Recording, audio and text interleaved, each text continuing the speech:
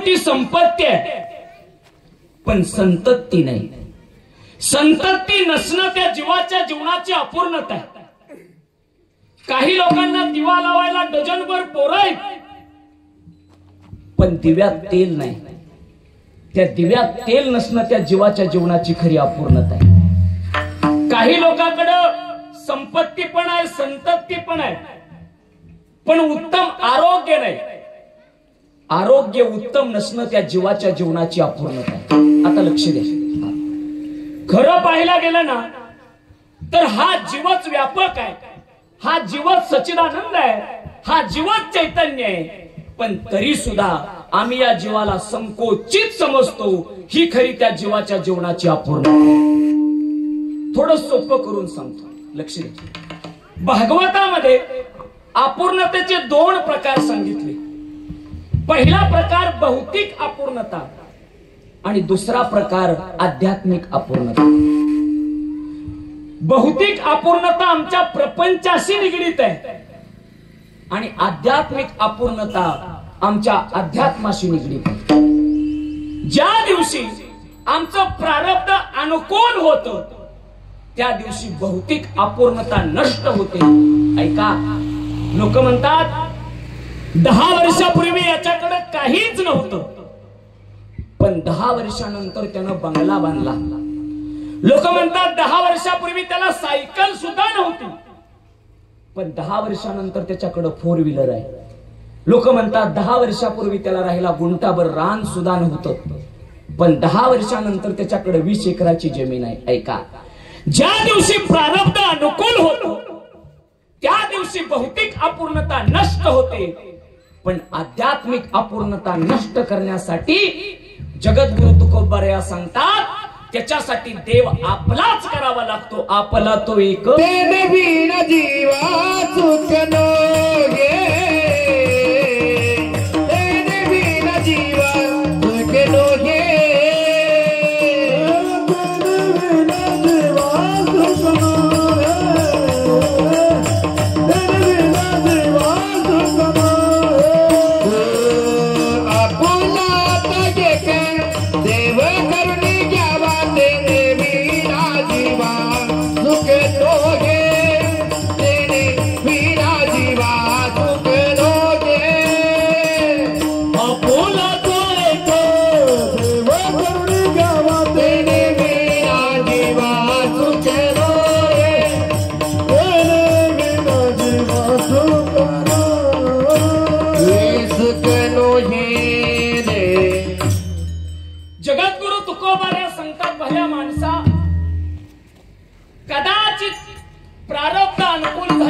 भौतिक अपूर्णता नष्ट होईल, पण आध्यात्मिक अपूर्णता जर नष्ट करायची असेल तर तुला देव आपला करावा लागेल. मग महाराज एका सज्जनानं तुकोबारायांना प्रश्न केला, म्हणे तुकोबाराय, देव आपला केल्यावरती काय होईल? तर तुकोबाराया सांगतात, देव आपला केल्यावरती आपल्या दुःखाचं भार देव त्याच्यावरती घेतो. विठ्ठल अरे विडाला विडाला विडाला जय विठ्ठल विडाला विठाला. तुकोबाराया सांगतात, देव आपला केल्यावरती देव आपल्या दुःखाचा भार त्याच्यावरती घेतो. तुका म्हणे घालू तयावरी भार आणि वाहू हा संसार देवापायी. भगवंतावरती भार टाकता आला पाहिजे. आज प्रभू रामचंद्राचं नाव तुम्ही आणि मी घेतो का? तर आपल्या दुःखाचा भार प्रभू रामचंद्रावरती आपल्याला टाकता आला पाहिजे.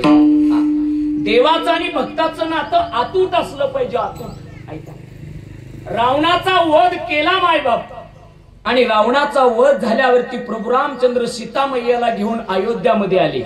लक्ष द्या. अयोध्यामध्ये आल्यावरती गुरु वशिष्ठाच्या चरणावरती नतमस्तक झाले प्रभू राम. आणि गुरु वशिष्ठानं सांगितलं, रामा तुला एक यज्ञ करावा लागेल. लक्ष द्या. पण यज्ञ एकट्यानं नाही, जोडीनं करावा लागेल. लक्ष द्या. यज्ञाचा मुहूर्त ठरला मायबाप. पूर्ण अयोध्या नगरी त्या एका जाग्यावरती यज्ञ करण्यासाठी प्रभू रामचंद्राच्या राजमहालाच्या समोर आली.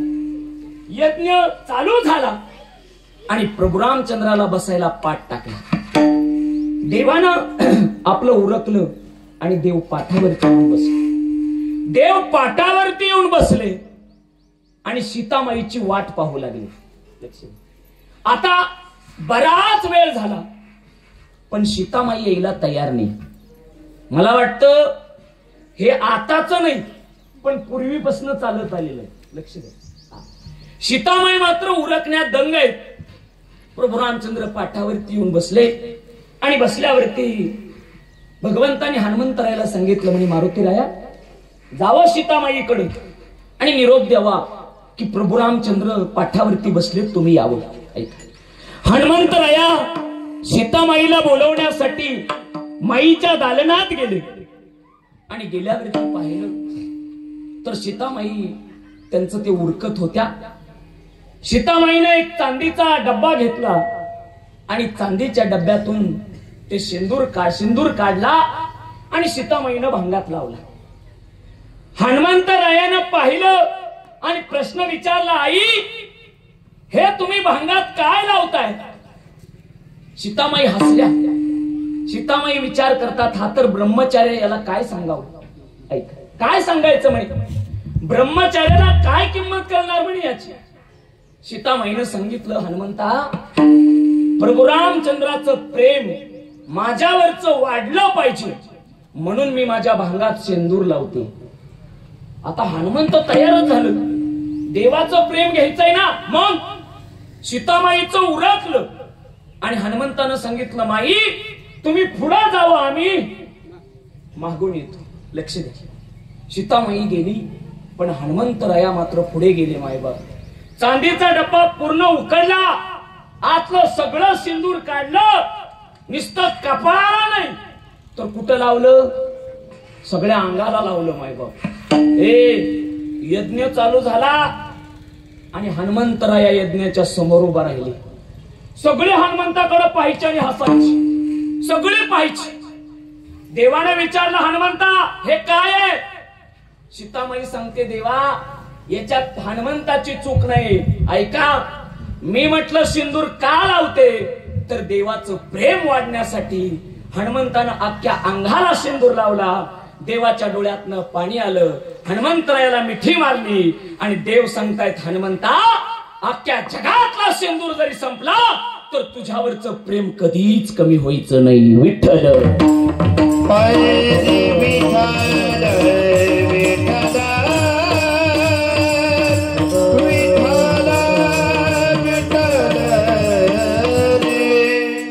भगवंताचं आणि भक्ताचं नातं ते असलं पाहिजे. भगवंताचं आणि भक्ताचं नातं हनुमंतरायासारखं आणि प्रभू रामचंद्रासारखं असलं पाहिजे. देव म्हणतात हनुमंता जगातला अख्खा सिंदूर जरी संपला ना तरी तुझ्यावरचं प्रेम या रामाचं कधीच कमी होणार नाही. आणि म्हणून मायबाप आज तुकोबाराया आम्हाला तेच सांगतायत भगवंताचा अवतार कशासाठी होतो तर भगवंताचा अवतार भक्ताचं रक्षण करण्यासाठी होतो.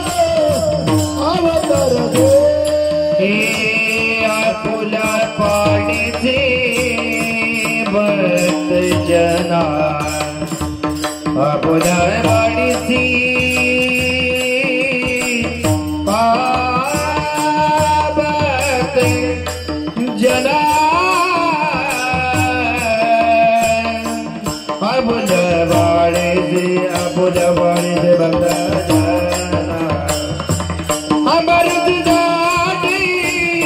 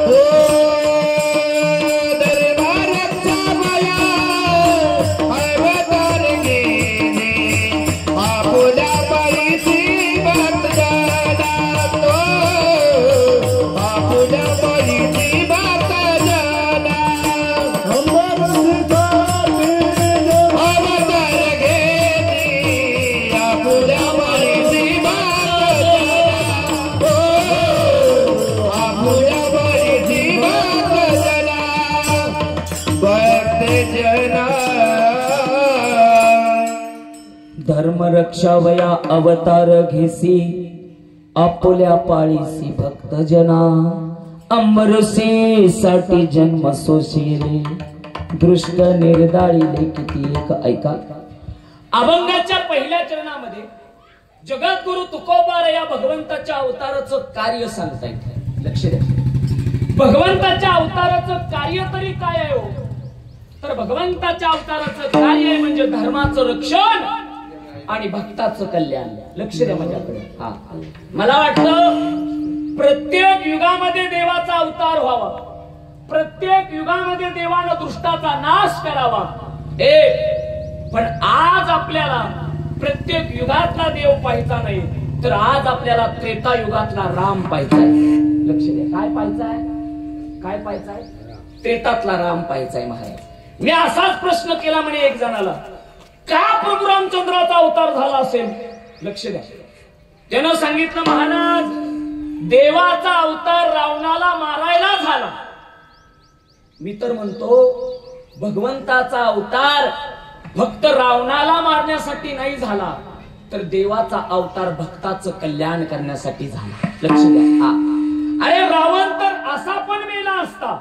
लक्ष द्या, रावण तर असा पण मेला असता, पण अहिल्याचा उद्धार कोणी केला असता? रावण तर असा पण मेला असता, पण शबरीच्या बोराचा गौरव कोणी केला असता?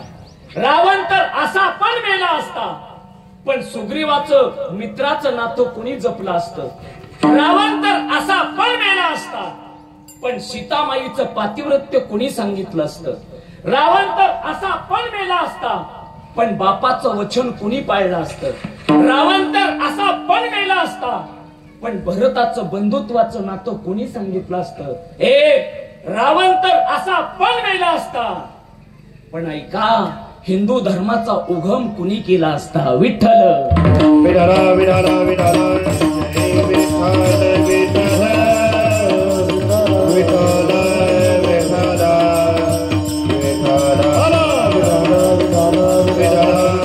विठाला प्रभू रामचंद्राचं चरित्र सांगताना मायबाप, लक्ष द्या माझ्याकडे, बोलू नका।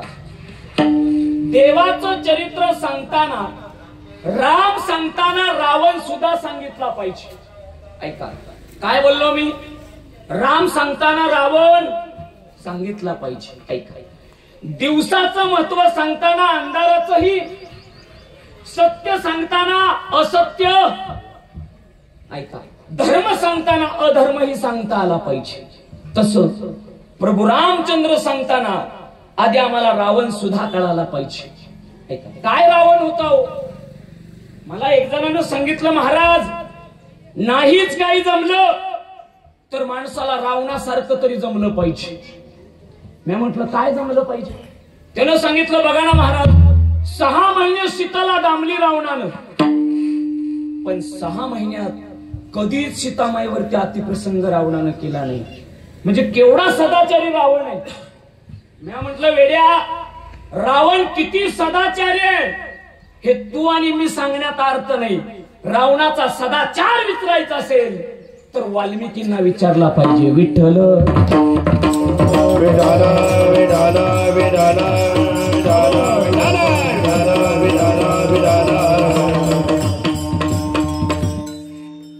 वाल्मिक ऋषींना जर रावणाबद्दल विचारलं ना तर वाल्मिक ऋषी या प्रश्नाचं उत्तर देतात। ऐका रावणाचा सावत्र भाऊ कुबेर त्याचं नाव आहे आणि कुबेराची एक सून होती मायबाप, पुंजक स्थला तिचं नाव।